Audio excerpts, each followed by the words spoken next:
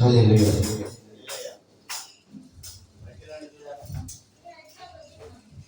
హల్లెలూయా. మన ప్రభు యేసుక్రీస్తు నామములో మీ అందరికి నా వందనాలు చెల్లిస్తున్నాను. వాక్య భాగాలు పడగలదాం. ఈరోజు తెగులు గురించి మాట్లాడాలని అనుకున్నాను. 91వ కీర్తన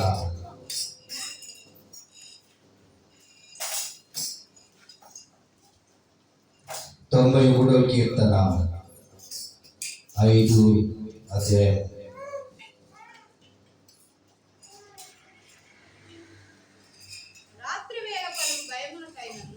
రాత్రి వేళ కలుగు భయముకైనను, పగటి వేళ ఎగురు బాణములకైనను, చీకటిలో సంచరించు తెగులకైనను,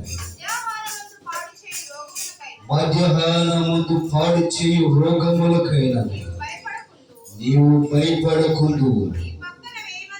నీ పక్కన 1000 మంది పడినను, నీ కుడి పక్కన 10,000 మంది కూలినను, అపాయము నీ యొద్దకు రాదు. హల్లెలూయా, హల్లెలూయా.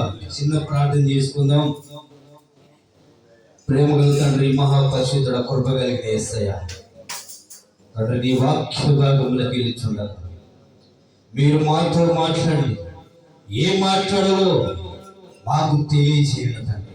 తండ్రి ఎంతో పనికిరాని వారు, ఏమి లేని వారు తండ్రి, మీరు మాతో ఉండి మాట్లాడించండి ప్రభావ.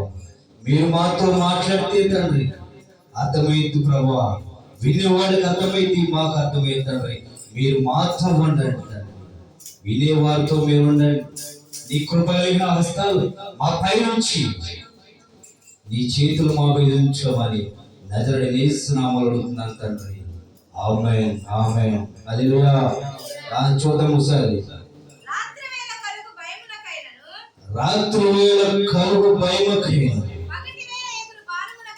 పగటి వేళ ఎగురు బాణముకైనను. హల్లెలూయా.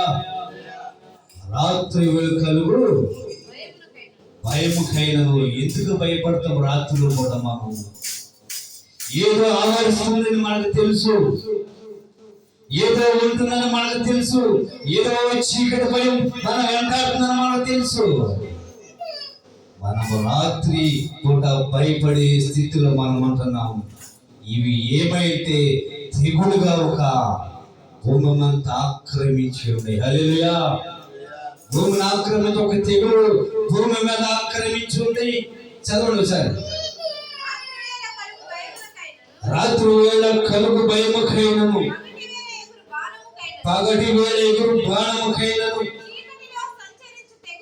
చీకటిలో సంచరించు తెగులకైనను. చీకటిలో సంచరించు తెగులు వెంటాడుతున్నాయి. ఒక తెగులు మనల్ని వెంటాడుతుంది. ఈ రోజున మనం ఎలా ఉంటున్నాం? ఈ రోజున మన బ్రతుకులు ఎలా ఉన్నాయి? మన చీకటి బ్రతుకులు ఉన్నాయా, వెలుగులో నడుస్తున్నాం? మనం ఒకసారి ఆలోచించాలి.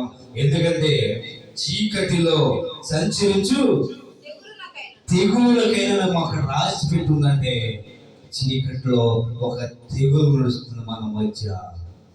చీకటిలో ఒక తెగులు నడుస్తుంది మనల్ని ఆవరించడానికి, మనల్ని హతమ చేయడానికి. ఒక చీకటిలో ఒక తెగులు నడుస్తుంది. ఈ రోజున పగటి వేళ ఎగురు బాణముకైనను.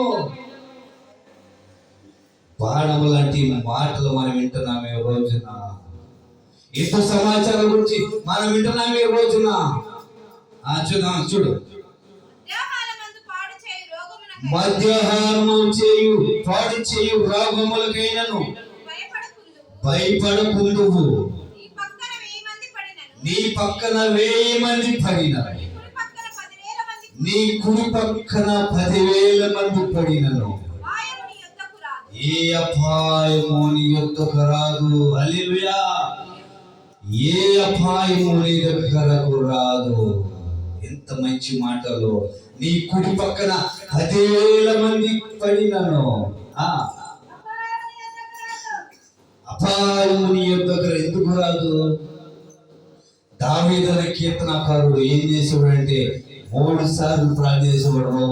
ఉదయం, సాయంత్రం, మధ్యాహ్నం. అతని జీవితం అంతా ప్రార్థనతోనే సరిపోతుంది. ప్రార్థన చేయకపోతే మారితే ఏం జరుగుతుందో అప్పుడు ఇతను ఆలోచించాడు. ఎవరు ఆలోచించాడు? కీర్తనకారుడు. ప్రార్థన చేయకపోతే ఏం జరిగిందో ఆయన జీవితం అంతా కష్టాలు పడ్డాడు. చూద్దాం నిర్గమకాండం 12వ అధ్యాయము. ఏ తెగులు ఎలా ఉన్నాయి చూద్దాం. ఈ తెగుడు గురించి మాట్లాడుకుందాం ఈ రోజున. ఎందుకంటే ఈ రోజు వాక్య అంశం, ఈ అంశం ఏంటంటే తెగుడు గురించి మాట్లాడదాం ఈ రోజున. నిర్గమకాండము 12వ అధ్యాయము 29వ వచనం. నిర్గమకాండము 12వ అధ్యాయము అర్ధరాత్రి వేళ కలిగినదేమో సింహాసనం మీద కూర్చుని ఆ ఫరో మొదలుకొని చెరసాలలో ఉన్న ఖైదీల యొక్క తొలి పిల్లల వరకు ఐగుప్తు దేశం తొలి పిల్లలందరినీ, పశువుల తొలి పిల్లలందరూ యెహోవా హతము చేసెను. ఏం చేశాడంట? ఎందుకు చేయాల్సి వచ్చింది? మోషే ఆడికి వెళ్ళినప్పుడు నా ప్రజలు యెహోవా దేవుడు పంపించమన్నాడు. పంపించేమంటే ఏమన్నాడు? పంపించిన కష్టాలు పెడతానేమన్నాడు. ఇశ్రాయేలు ప్రజలు బానిసలో చేసుకుని ఫరో రాజు కష్టాలు పెడతానేమన్నాడు. మోషే చాలా సార్లు పంపించమని అడిగాడు. ఎక్కడికి? యెహోవా దేవుడు చెప్పిన మాట పంపించమంటే తను పంపించలేదు. పంపించకపోతే ఏం జరిగింది? తొలి పిల్లలు మొదలుకొని అందరిని, పశువులనేమి పిల్లలనేమి, ఆ ఇంట్లో సంతానము లేకుండా ప్రతి ఏ వస్తువు చూడండి ఒకసారి. అర్ధరాత్రి వేళ జరిగినది ఏమనగా సింహాసనం మీద కూర్చున్న ఫరో మొదలుకొని చెరసాలలో ఉన్న ఖైదీ యొక్క తొలి పిల్లల వరకు ఐగుప్తు దేశమందరి తొలి పిల్లలందరినీ, పశువుల తొలి పిల్లలందరూ యెహోవా హతము చేసాడు. యెహోవా హతము చేసాడు. ఎందుకు హతము చేయాల్సి వచ్చింది? ఆయన ఫరో రాజు యెహోవా దేవుడు మాట వినలేదు. యెహోవా దేవుడు మోషేను పంపితే మోషే మాట వినలేదు. ఎందుకంటే యెహోవా దేవుడు సేవకులు పంపినప్పుడు సేవకుల మాట వినాలి. ఎవరైనా సరే, చిన్నలైన పెద్దలైనా సరే యెహోవా మాట వినాలి. వినకపోతే ఇలాగే జరుగుతుంది. ఐగుప్తు దేశమందలి తొలి పిల్లలందరినీ హతము చేశాడంట. పశువుల పిల్లలేమి, జైల్లో ఉన్న ఆ పిల్లలనేమి. చూడండి ఇంకా ఆ రాత్రి ఫరోయు అతని సేవకులందరినీ ఐగుప్తులందరినీ లేచినప్పుడు శవము లేని ఇల్లు ఒక్కటి లేకపోయిన. హల్లెలూయా. యెహోవా దేవుడు మాట వినకపోతే శవము లేని ఇల్లు ఒక్కడు కూడా లేదంట. అక్కడ ప్రతి ఇంట్లో శవం ఉంది. ఫస్ట్ మొదటి పిల్లలు. ఎందుకంటే మొదటి ఫలం ఏంది? బహుమానం లాంటిది. ఒక మనకి కలుగు బహుమానం లాంటిది. దేవుడు మనకిచ్చిన ఒక గొప్ప వరం, బహుమానం లాంటిది. ఆ రోజున తొలి పిల్లలు మొత్తం మొదలుకొని యెహోవా హతము చేశాడంట. హతము చేస్తే పశువులనేమి, జైల్లో ఉన్న వాళ్ళ పిల్లలనేమి, ఫరో ఇంట్లోనేమి అందరిని హతం చేశాడంట. అందరు హతం చేస్తే ఏం జరుగు చూద్దాం. శవము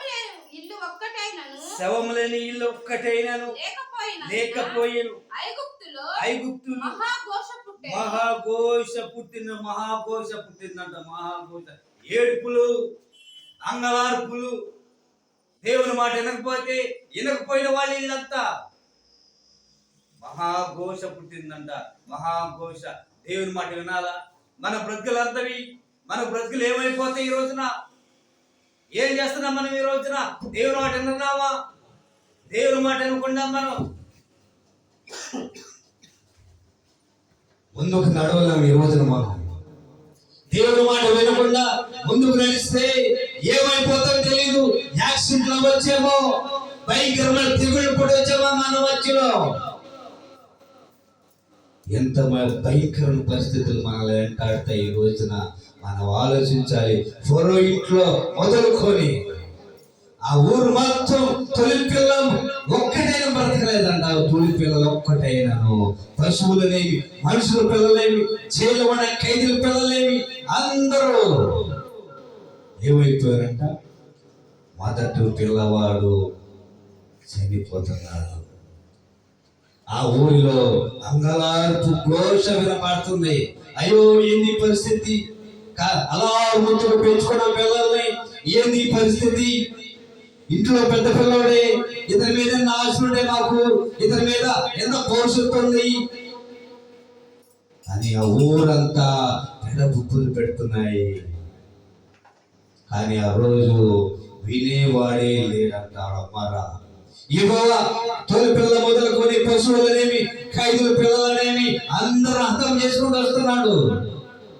ఆ ఊరు దేవుని మాట వినాల. ఐగుప్తు దేశము దేవుని మాట వినల. ఆ ఫరో చేతి కింద ఉండిపోయారు. ఏముందలే, యెహోవా దేవుడు ఏముందలే అనుకున్నాడు. మోషే వచ్చి చెప్పినప్పుడు ఇతను ఏముందలే, మా దగ్గర మాంత్రికులు ఉన్నాడు, ఈయన మంత్రాలు ఏంది, మా దగ్గర మంత్రాలు ఉన్నాయి అని ఆలోచించారే గాని యెహోవా దేవుడు గొప్ప దేవుడే, ఆయన శక్తిమంతుడే అని ఆలోచించలేకపోయారు. ఆ రోజున ఎంత దుర్భరమైన పరిస్థితి వచ్చింది ఆ రోజున చూడండి. ఆ రాత్రి వేళ ఫరో మోషే అహరోనును పిలిపించి వారితో ఇశ్రాయేలు లేచిన ప్రజల మధ్య నుండి బయలువెళ్ళుడి, మీరు చెప్పినట్టు కోరి యెహోవాను సేవించుడి. అప్పుడు ఎప్పుడు బుద్ధి వచ్చిందంటే అతనికి ఇవన్నీ జరుగుతుండగా ప్రతి ఇంట్లో మొదటి పిల్లవాడు చనిపోతుంటే ఇవన్నీ జరుగుతుండే. ఫరో రాజు పిల్లలు కూడా చనిపోయాడు. ఆ దేవత ముందు తీసుకెళ్ళి పెట్టి నా పిల్లలు బ్రతికించని, నా బాబును బ్రతికించని ఆ దేవత ముందు పెట్టినా కూడా ఆ దేవత, బయలుదేవత అతను కనికరించలేకపోయింది. అతను సేవిస్తున్న దేవుడు కనికరించలేకపోయాడు.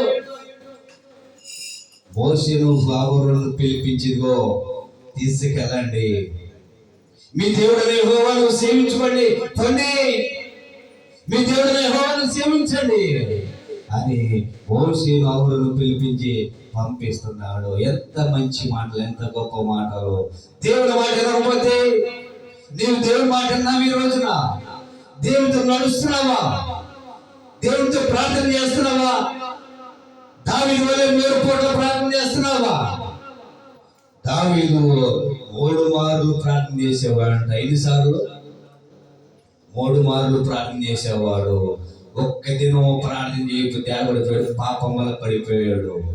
ఎన్నో కష్టాలు పడ్డాడు దావీదు గారు. ఎన్ని కష్టాలు పడ్డాడు, భయంకరమైన కష్టాలు పడ్డాడు. ఈ కీర్తన అంతా ఏడ్చి రాసిన కీర్తనలు చాలా ఉన్నాయి. కీర్తనలో చాలా ఏడ్చాడు, బాధపడ్డాడు, ఎన్నో కష్టాలు అనుభవించి ఈ కీర్తన రాశాడు దావీదు. మనం ఆలోచిస్తున్నావు, దేవుని ప్రార్థన లేకపోతే ఈ రోజు మన జీవితాలు అయిపోతాయో ఆలోచించుకోవాలి. అయితే ఫరో రాజు మొదలుకొని ఆ ఊరు మొత్తం తొలి సంతానం మొత్తం హతం చేశాడు యెహోవా దేవుడు. ఎందుకంటే యెహోవా దేవుడు మాట వినలేదు. ఇశ్రాయేలు పంపించమంటే పంపించలేదు. ఇదిగో మా దగ్గర ఉన్నాడు మాంత్రికులని మాంత్రికులు పెట్టాడు అక్కడ. కానీ యెహోవా దేవుడు శక్తిమంతుడు గనక యెహోవా దేవుడు మాటే అక్కడ శాసనమైంది. పశువులనేమి, మనుషులనేమి, మనుషులు తొలి పిల్లలనేమి, పశువుల తొలి పిల్లలనేమి అందరూ హతం చేస్తున్నాడు. చూద్దాం. హల్లెలూయా, హల్లెలూయా. కొరింథీ పత్రిక 10వ అధ్యాయము. కొరింథీ పత్రిక కొరింథీ పత్రిక 10వ అధ్యాయం 3వ వచనము. అందరూ ఆత్మ సంబంధమైన ఒకే ఆహారము భుజించి ఆత్మ సంబంధం ఒకే పానం చేసిరి. ఏలయనగా మమ్మల్ని వెంబడించిన ఆత్మ ఆ సంబంధమైన బండలోని త్రాగి ఆ బండ క్రీస్తే. అయితే వారు ఎక్కువ మంది దేవునికి ఇష్టలుగా ఉండకపోయేది. హల్లెలూయా. వారిలో ఒకే ఆత్మ సంబంధాన్ని వెంబడించారు, ఒకే పానీయం తాగారు. ఈ రోజు మనము తాగుతున్నాం. ఈ రోజున రొట్టె ఆరాధన చేస్తున్నాం, ఒకే ఆరాధన చేస్తున్నాం, ఒకే గ్లాసులో తాగుతున్నాము, ఒకే రొట్టె తింటున్నాం, ఒకే దేవుడు ఆరాధిస్తున్నాం. మనం ఎలా ఉన్నాయి? ఈ రోజున అందరూ ఒకేలాగా ఉన్నామా? తేడా ఉన్నామా? విడివిడిగా వెళ్ళిపోతున్నామా? దేవుడికి దూరంగా వెళ్ళిపోతున్నాం ఈ రోజున మనం. అయితే వాళ్ళు ఒకే పానము దగ్గరంట. చూడు, అయితే వాళ్ళు ఎక్కువ మంది దేవునికి ఇష్టలుగా లేకపోయి అరణ్యములో సంహరింపబడ్డారంట. దేవునికి ఇష్టలుగా లేకపోయేది. ఇదే తెగులు. దేవునికి ఇష్టలుగా ఉండలేదు ఈ రోజున. చాలా మంది ఒకే ఆహారం తింటున్నారు, ఒకే బాప్తిసం తీసుకుంటాడు, ఒకే రొట్టె ఆరాధన చేస్తారు. అయితే దేవునికి ఇష్టముగా ఉండలేదు, దేవుడికి దగ్గరగా ఉండలేదు. దేవుడు మన శరీరం వాడు, మన ఆత్మ వాడు, కానీ మందిరంలో మనం ఉంటున్నాము. ఎలా ఉండాలి? మనం దేవునికి దగ్గరగా ఉంటున్నామా లేదా? దేవునికి దగ్గర ఉంటున్నామా లేదా? దేవునితో ఇష్టంగా ఉంటున్నామా లేదా? మనం దేవునితో నడుస్తున్నామా లేదా? దేవుడి వాక్యం వెంబడిస్తున్నామా లేదా? దేవుడి వాక్యంతో మాట్లాడుతున్నామా లేదా? బైబిల్ అంతా మాట్లాడుతున్నా లేదా? ఈ రోజున మనం ఆలోచించాలి. బైబిల్ చదువుతున్నామా? వాక్యం అంతా మాట్లాడుతుందా? మన జీవితాలు మారుస్తుందా? నీ జీవితాన్ని మార్చుకుంటున్న వాక్యం చదివి ఈ రోజున మనం ఆలోచించాలి. ఎందుకంటే దేవుడికి ఇష్టం లేకపోతే ఇదే పరిస్థితి. అయితే ఎక్కువ మంది మందిరానికి వస్తున్నారు, కానీ ఎక్కువ మంది ఎక్కడ ఉన్నారంట? దేవుడికి ఇష్టలుగా ఉండకపోయేది. కనుక అరణ్యంలో సంహరింప చనిపోయారండి. ఎందుకు ఈ బ్రతుకులు మనకి? దేవుడి మందిరంలోకి వస్తున్నప్పుడు దేవుడితో నడవాలి కదా, దేవునికి ఇష్టంగా ఉండాలి కదా. దేవునికి ఇష్టంగా ఉంటున్నాం ఈ రోజున మనం.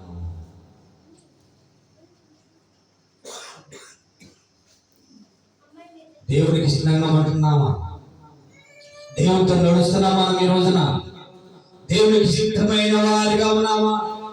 ఒకే ఆరాధన చేస్తున్నాము, రొట్టె రసం మన అందరూ కలిసి తింటున్నాము, ఒకే పానీయం తాగారంట. బండ క్రీస్తే. ఏ బండది? చూడసారి. అందరూ ఆత్మ సంబంధమైన ఒకే పానీయం పానము చేసి మమ్మల్ని వెంబడించిన ఆత్మ సంబంధమైన బండలు నీరు త్రాగి.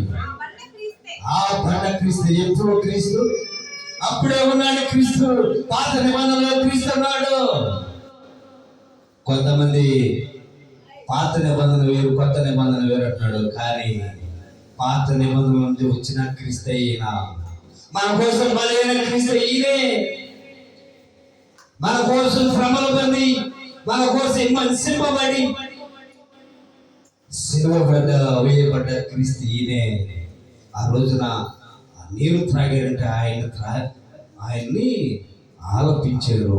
ఆయన వాక్యం ఉంటున్నారు, ఆయన భుజిస్తున్నారు, ఒకే పానం తాగుతున్నారు, ఒకే మందిరంలో ఉంటున్నారు. అయితే కొందరు ఇష్టం లేకపోయారంట. ఎక్కువ మంది ఇష్టముగా ఉండకపోయేది. ఇష్టముగా ఆయనకి ఇష్టముగా ఉండడం. ఈ రోజున మనం దేవునికి ఇష్టలుగా ఉండాలి. మనం ఈరోజు ఎందుకంటే రోజులు బాగాలేవు, పరిస్థితులు బాగాలేవు. నీకు ఇష్టమైనటువంటి తిరుగుతుంటే, నీకు ఇష్టమైన వెళ్ళిపోతా ఉంటే, నీకు ఇష్టమైన దేవుడు నువ్వు ఆరాధించుకుంటా ఉంటే ఈ గ్రంథాలు ఎందుకు? ఈ దేవుడు ఎందుకు? ఇంకా దేవుడితో మాట్లాడే పరిస్థితి ఏంది? నువ్వు దేవుడితో మాట్లాడుతున్నావా? నీ వాక్యం మాట్లాడుతుందా? వాక్యం విని నీ జీవితాన్ని మార్చుకుంటున్నావా? మార్చుకోవాలి ఈ రోజు నువ్వు. లేకపోతే దేవుడు తగిన కాలమందు నిన్ను సంహరిస్తాడు. ఆయన తీర్పు వస్తుంది. ఆయన తీర్పు వచ్చినప్పుడు నిన్ను ఏం చేస్తాడంట? ఈ భూమి మీద లేకుండా చేస్తాడు. ఆత్మ సంబంధమైన మాటలు వినాలి. దేవుడు ఏ మాటలు మాట్లాడతాడంటే నీతిగా ఉండు, వేదార్థమైన మాటలు మాట్లాడకు. చూద్దాం. వారు ఆశించిన ప్రకారం మనము చెడ్డవాడిని ఆశించుకున్నట్లు ప్రకారం ఈ సంగతులు మనకు దుష్టంతములుగాను జనులు తిరుగుటకును త్రాగుటకు కూర్చుండి ఆడుటకు లేచిరి. మనకి ఏం రాసి ఉంది అంట? మనం ఈ వాక్యం బట్టి ఏం నేర్చుకోవాలా? మన దుష్టంతం రాయబడ్డాయి. మనకేం రాయబడ్డాయట? ఇది పాత నిబంధనలు రాయబడ్డా కానీ కొత్త నిబంధనలు ఎందుకు వచ్చినాయి అంటే అనుభవం.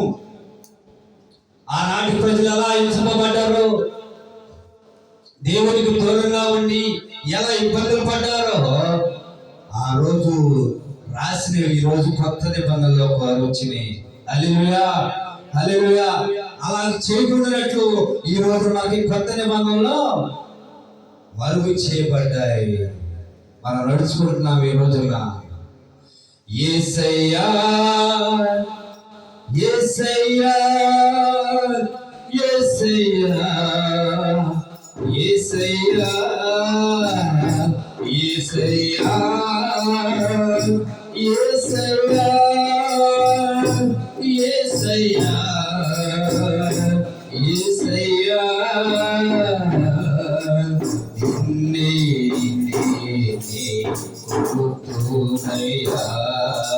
నీవే నీవే నా రాజువయ్యా.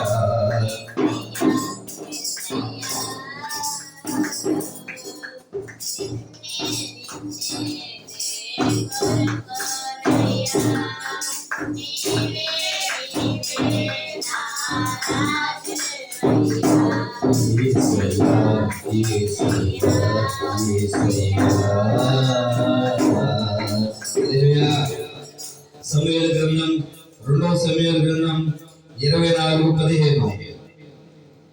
ఈ తెగులు మనల్ని ఎలా వెంటాడుతుందో, ఈ తెగులు గురించి ఈరోజు మాట్లాడుతున్నాం మనం.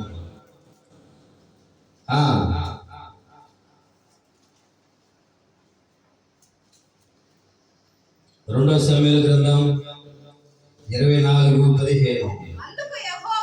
అందుకు యెహోవా ఇశ్రాయేలు మీదకి తెగులు రప్పించు. ఆ దినము ఉదయం మొదలుకొని సమాజ కూటమ వేళ వరకు అది జరుగుచుండే. అందుచేత బేషమ వరకు 70,000 మంది మృతులుందిరి. హల్లెలూయా. ఈ తెగులు చూడండి ఎలా ఉందో. ఎంతమంది? 70,000 మంది చనిపోయారంట. మళ్ళీ చూడు సార్. అందుకు యెహోవా ఇశ్రాయేలు మీదకి తెగులు రప్పించగా ఆ దినము ఉదయం ఇశ్రాయేలు మీదకి ఏం రప్పించాడంట? తెగులు రప్పించాడు. ఇశ్రాయేలు మీదకి రప్పించాడు. దేవుడి మాట వెళ్ళలేదు కనుక, దేవుడితో నడవలేదు కనుక ఇశ్రాయేలు మీదకి రావాల్సి వచ్చింది. ఇశ్రాయేలు దేవుడి మాట విన్నారా? వినలేదు. మన్నా తిన్నారు, ఆహారం భుజించారు, 40 దినాలు 40 సంవత్సరాలు నడిచారు. వాళ్ళ వస్త్రాలు మాయలేదంట. వాళ్ళ వస్త్రాలు మాయలేదు, చెప్పులు అరగలేదు. అయితే దేవుడి మాట వినలేదు. అయితే ఇశ్రాయేలు మీదకి తెగులు రప్పించాడు. ఎవరు? యెహోవా దేవుడు.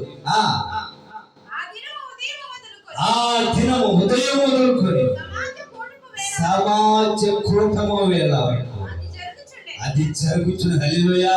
సమాజ కూటము వరకు ఆ జరుగుతూనే ఉంది, ఆ తెగులు జరుగుతూనే ఉంది. మనం ఎలా ఉన్నాం ఈ రోజున? తెగులు వెంబడిస్తున్నాయి మనల్ని? దేవునితో మనం నడుస్తున్నామా? మనం దేవునితో నడుస్తున్న వాళ్ళమైతే ఏ తెగులు మనల్ని సంభవించదు, వెంటాడదు. నీలో ఏ తెగులు నడుస్తుంది? శరీరక సంబంధమైన తెగులు నడుస్తుందా? ఈ లోకాచారం తెగులు నడుస్తున్నాయేమో. భయంకరమైన పరిస్థితులకు వెళ్ళిపోతావు నువ్వు. 70,000 మంది చనిపోయారు. 70,000 మంది ఉదయం మొదలుకొని అందుచేత దాను నుండి బేషబ వరకు 70,000 మంది మృతి చెందరి. 70,000 మంది. ఎంత భయంకరమైన పరిస్థితి వచ్చింది మనకి.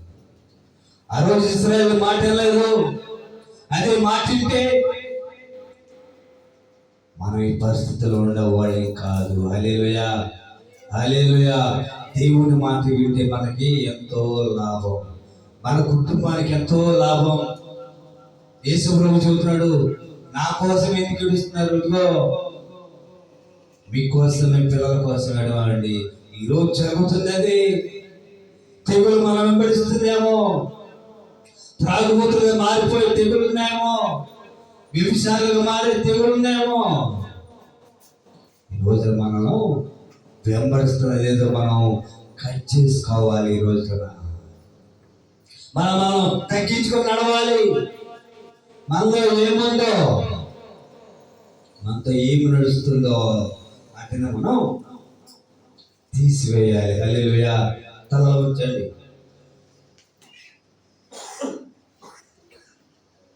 తల ఉంచండి, ప్రార్థన చేసుకుందాం.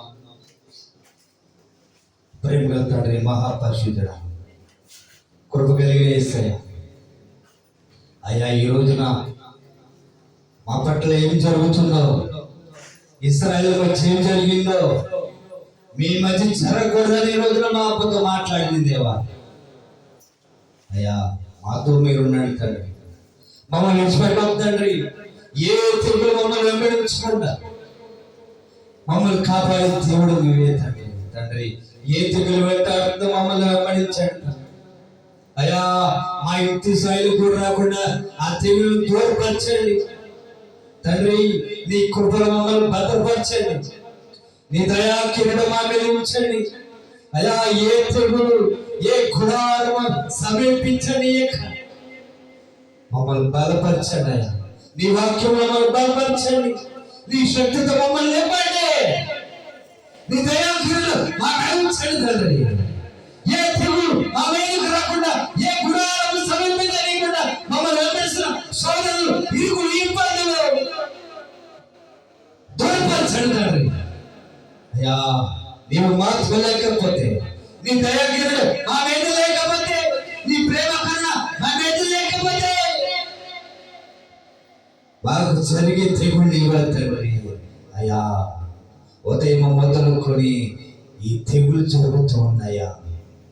70,000 మంది చనిపోయారు తండ్రి. తండ్రి తండ్రి పగటి వేళ ఎగురు బాణముకైనను, చీకటిలో సంచరించు ఏ తెగులకైనను, ఏ అపాయం నన్ను అందరినీ కూడా చేయడు తండ్రి. కృప కలిగిన తండ్రి, దయగలిగిన స్వామి, మాతో మీరు మాట్లాడండి. మా గుంపులో మీరు ఉండండి. మా గుంపులో మాకు ప్రార్థన నేర్పించండి, వాక్యం నేర్పించండి.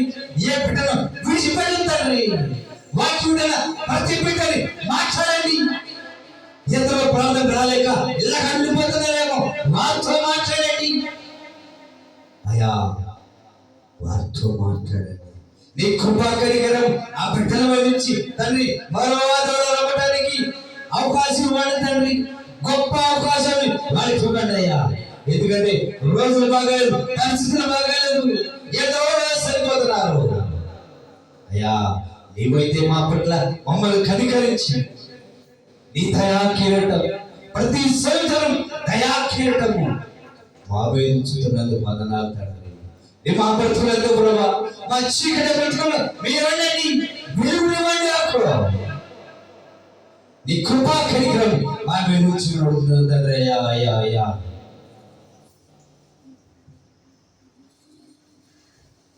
స్తోత్రం నాయన, స్తోత్రం స్తోత్రం స్తోత్రం. మా పట్ల ఇంతవరకు నీ కృప చూపినందుకు మీకు వందనాలు నాయన.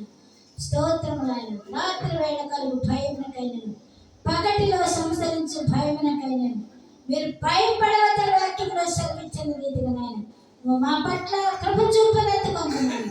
మా దేవుడు అయ్యా, మా నమ్మకమైన దేవుడు అయ్యా, నీ కృపతో మమ్మలను దాస్తున్న విధానం బట్టి మీకు వందనాలు. స్తోత్రాలు అయ్యా. అయ్యా తెగ వచ్చినప్పుడు 70,000 మంది చనిపోయిన వాక్యంలో సెలవించండి.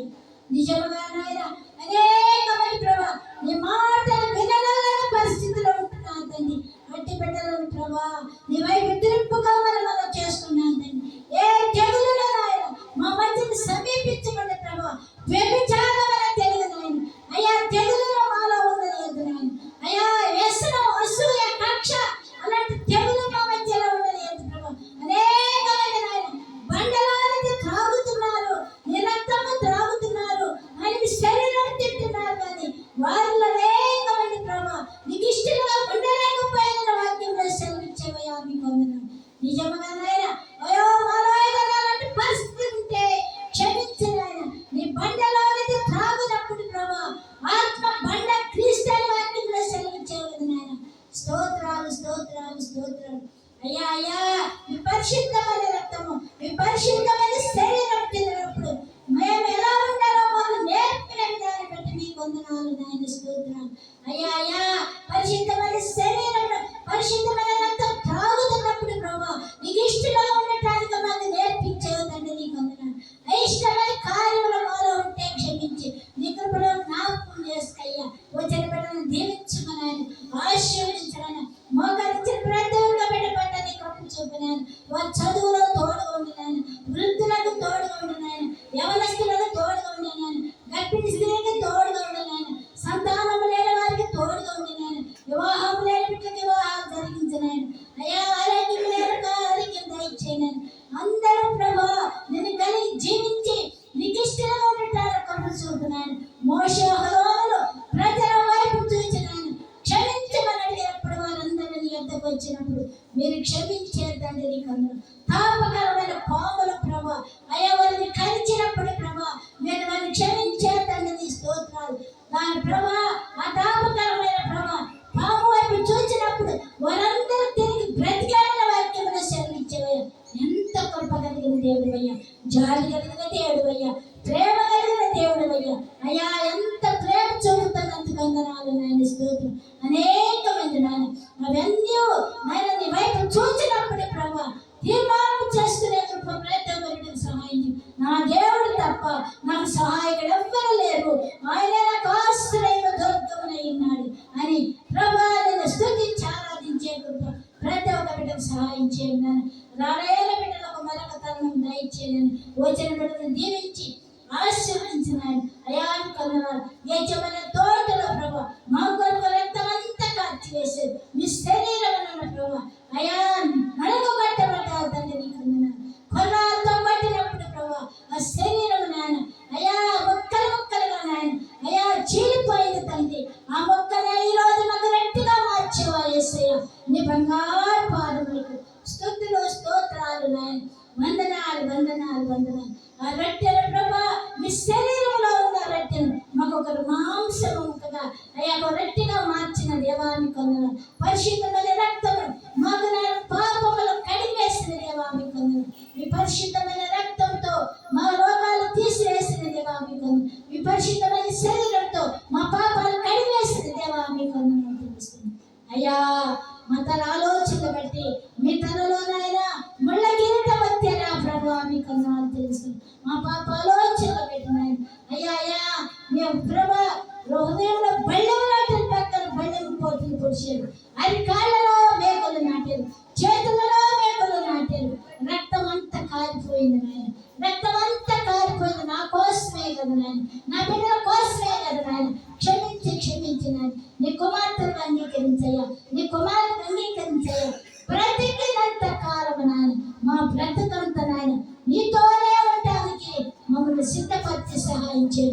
నీ కృపాతిశయములతో మమ్మల్ని నింపు రాజా. మీకు ఎంత గొప్ప దేవుడు అయ్యా, మాకు దొరికిన దేవా, మాకు చాలిన దేవా, మా యేసయ్య నీ బంగారు పాదములకు వందనాలయ్యా. స్తోత్రాలు స్తోత్రం.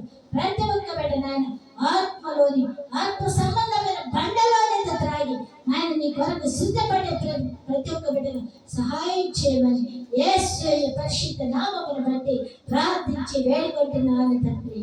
ఆమేన్ ఆమేన్ ఆమేన్.